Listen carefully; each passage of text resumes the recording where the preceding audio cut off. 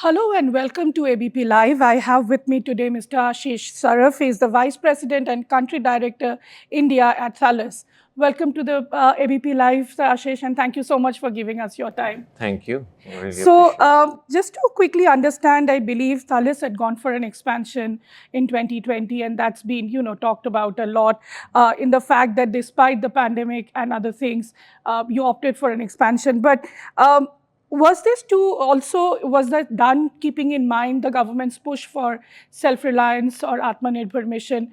How do you plan to support that? And if you can share some points on that for our viewers. You are right. We were one of the companies who actually went for expansion uh, during the downturn of COVID, right? So that was done primarily keeping two objectives in mind. One is to prepare for Atmanirbhar Bharat because, right, and the government was clearly heading in the direction where everything had to be local. Right. And second is we could clearly realize that that was the time when we could invest, get ready, so that when the actual programs start to happen, we don't have to struggle to prepare ourselves. Okay. Second is we also prepared and expanded ourselves to support our global business. So India for us, matters in two ways. One is as a market. Obviously, we have been here, and I would like to specially mention here that Thales is completing 70 years in India this year. We started in 1953, wherein we were instrumental in the creation of Bharat Electronics. So that's the legacy and heritage Thales has in this country. Now, in preparation for global business as well, because a lot of our supply chain, our engineering, our competencies, including IP development and patent filing, happens in India in support of our global business. So we expanded to ensure that we support that global narrative as well. So it's kind of, supporting the Prime Minister's vision of India for India and India for the world. Right. And this period gave us a very nice narrative and an objective to kind of go and prepare for the future. Also, a lot has been talked about your plans for the MRO program.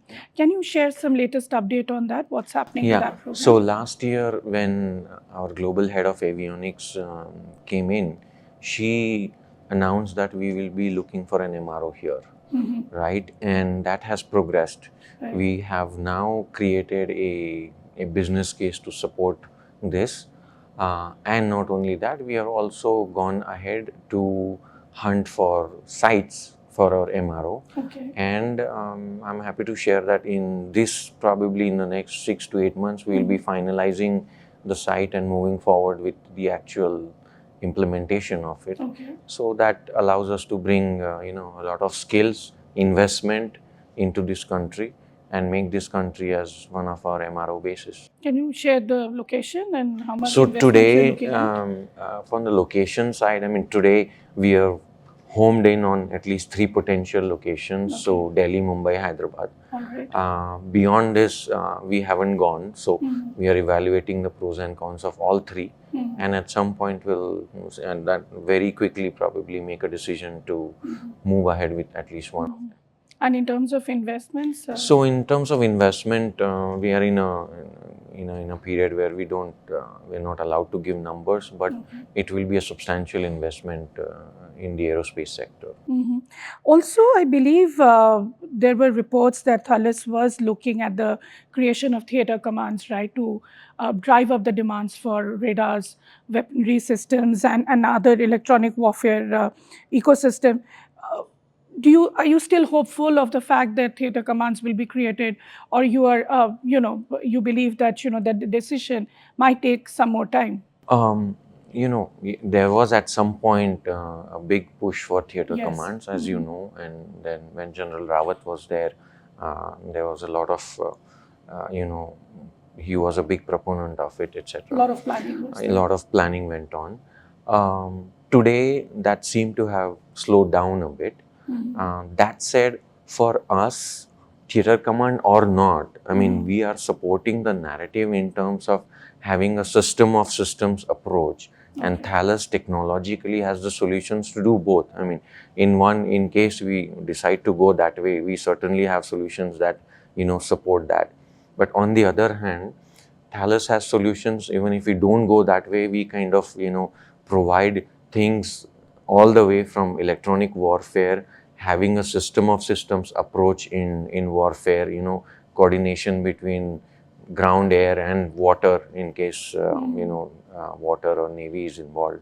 So for us, we are more getting ready for ourselves in terms of making sure that some of these electronic warfare components get manufactured in India. Right. And you'll be happy to know that for the Rafale, the electronic warfare suite and the self-protection suite, both are made in India. Okay. And now both are made in India, not only for the Indian Rafale, but we are now moving ahead to make those for the global Rafale as well. I mean, recently there have been several announcements of Rafale, for example, UAE, etc. Okay. And we will, actually again supporting the narrative of India for the world, making a lot of those components of electronic warfare suite right here. So for the UAE program also, items will be manufactured in India? Well, for the global program, so we don't restrict ourselves to UAE or France, etc.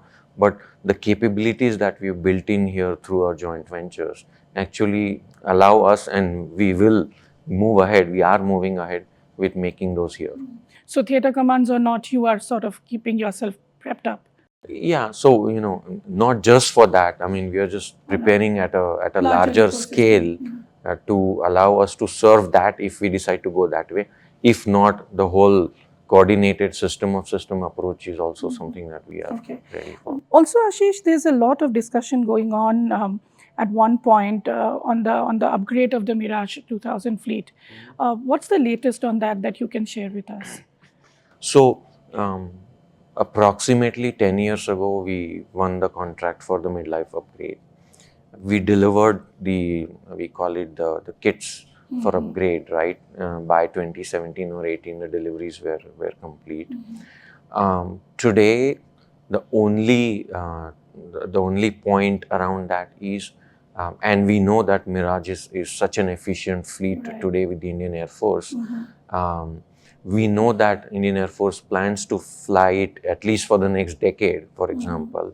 And there were a few discussions around it to see what can be technologically upgraded, to bring in not only the latest and greatest, but probably something futuristic looking on those Mirages.